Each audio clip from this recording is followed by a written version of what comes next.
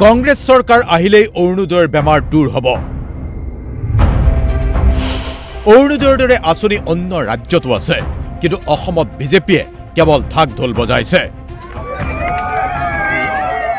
অৰুণোদয় আঁচনিৰ নামত বিজেপি নেতৃত্বাধীন মিত্ৰজোঁটৰ চৰকাৰক কটাক্ষ কৰি গৌৰৱ গগৈৰ তীক্ষ্ণ বাক্যবাণ। অসমত অৰুণোদয়ৰ নামত বেমাৰ বুলি মুখ্যমন্ত্ৰীকো টাৰ্গেট গৌৰৱ গগৈৰ। কংগ্ৰেছৰ চৰকাৰ আহিলেই দূৰ হ'ব সকলো অসুবিধা, দূৰ হ'ব বেমাৰ। বহুত মহিলাসকল অৰুণোদয় আঁচনিৰ পৰা বঞ্চিত হৈ আছে। যিসকলে পাব লাগে তেওঁলোকে পোৱা নাই। অৰুণোদয়ৰ দৰে আঁচনি মাত্ৰ অসমত চলি আছে সেইটো নহয়, ভাৰতৰ বিভিন্ন ৰাজ্যত এই আঁচনি আজি ইমপ্লিমেণ্ট ৰূপায়ণ হৈ আছে। সেইকাৰণে ইয়াত যে কিবা পৃথক কাম কৰি আছে সেইটো নহয়, কিন্তু তাত বাৰম্বাৰ তেওঁলোকে অধ্যয়ন কৰে, ইভেলুৱেশ্যন কৰে আৰু শুদ্ধ কৰিবলৈ চেষ্টা কৰে, কিন্তু ইয়াত কোনো ধৰণৰ প্ৰচেষ্টা লোৱা হোৱা নাই। আমি কথা দিছোঁ, আমাৰ চৰকাৰ আহিলে মহিলাসকলে তেওঁলোকে প্ৰত্যেক মাহ সুবিধাখিনি পাই থাকিব, কিন্তু এই আঁচনিটো যে ইয়াত যে যিবোৰ বেমাৰী সোমাই আছে এই বেমাৰী আমি দূৰ কৰিম। এইবাৰ শৰাইঘাটৰ শেষৰণৰ শ্লোগান গৌৰৱ গগৈৰ। বিজেপিৰ অহংকাৰ, অত্যাচাৰ, উৎপীড়নৰ বিৰুদ্ধে যুঁজ দিব বুলি সংকল্প লৈছে গৌৰৱ গগৈয়ে।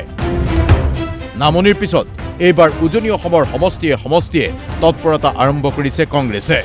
তিনিচুকীয়াত সংবাদমেল সম্বোধন কৰি এইবাৰ বিজেপিকেই মোগল বুলি ইংগিতধৰ্মী মন্তব্য গৌৰৱ গগৈৰ।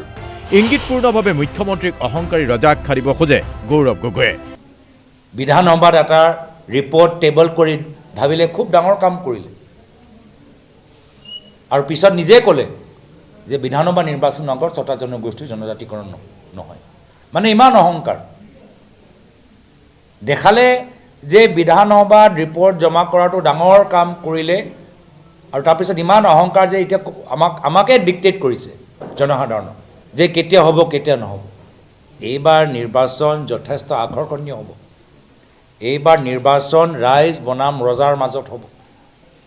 অসমৰ জনসাধাৰণ বনাম এই ৰজাৰ মাজত হ'ব, অহংকাৰী ৰজাৰ মাজত।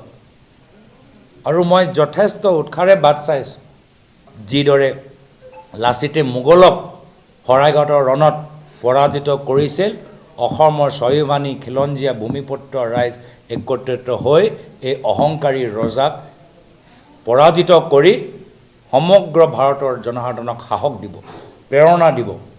মই তাৰ বাবে বাট চাইছোঁ। জুবিন গাৰ্গৰ চাৰ্জশ্বিট সন্দৰ্ভতো বিস্ফোৰক অভিযোগ গৌৰৱ গগৈৰ। অভিযুক্তক ৰক্ষণাবেক্ষণৰ অভিযোগ আনি সৰব গৌৰৱ গগৈ। আনকি গৌৰৱ গগৈৰ পাকিস্তান সংযোগ সন্দৰ্ভত আত্মপক্ষ সমৰ্থনৰ চেষ্টা চলাই এই বিষয়টোকো ইছ্যু ডাইভাৰ্টৰ কৌশল বুলি ক'লে গৌৰৱ গগৈয়ে। কেনেকৈ সিদ্ধান্ত লোৱা হ'ল যে ছিংগাপুৰত যিসকল মুখ্যমন্ত্ৰীৰ লগত ভাল হৈ থকা অসমীয়াবোৰ আছে তেওঁলোকৰ নাম চাৰ্জশ্বিটৰ ভিতৰত থাকিব নালাগে, এইটো কেনেকৈ সিদ্ধান্ত ল'ব?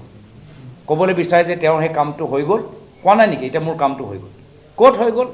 এতিয়া পৰীক্ষা হ'বহে, পৰীক্ষা হোৱাৰ আগতে তেওঁ কৈছে মই পালোঁ A+। আৰে পৰীক্ষা এতিয়া হ'ব, তদন্ত কেনেকৈ হ'ল, এভিডেঞ্চ কি জমা কৰিলে, কি কি ৰেকৰ্ডত আছে, প্ৰমাণ কৰিব পাৰিব নে নোৱাৰিব, তেতিয়াহে ক'ব পাৰিম হয় বাস্তৱ ভাল কাম কৰিলে।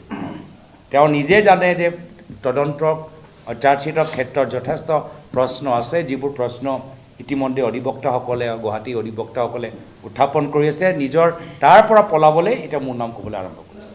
1 বছৰ হৈ গ'ল, একো প্ৰমাণেই দিব পৰা নাই মোৰ সম্পৰ্কত, মাত্ৰ সেই নিজৰ বিফলতাৰ পৰা পলাবলৈ এইখিনি কাম কৰি আছে। মুঠতে জমি উঠিছে ২৬ৰ নিৰ্বাচনৰ আনুষ্ঠানিক ঘোষণা এতিয়াও হোৱা নাই যদিও কংগ্ৰেছ বিজেপিৰ ফালৰ পৰা প্ৰচাৰধৰ্মী ডায়লগ আৰম্ভ হৈছে শ্লোগান। এইবাৰ বিজেপিৰ শ্লোগানকে হাইজেক কৰি বিজেপিকেই মোগল আখ্যা দিয়াৰ চেষ্টা প্ৰদেশ কংগ্ৰেছৰ সভাপতি গৌৰৱ গগৈৰ। তিনিচুকীয়াৰ পৰা বিকাশ বৰুৱাৰ ৰিপৰ্ট, DY 365।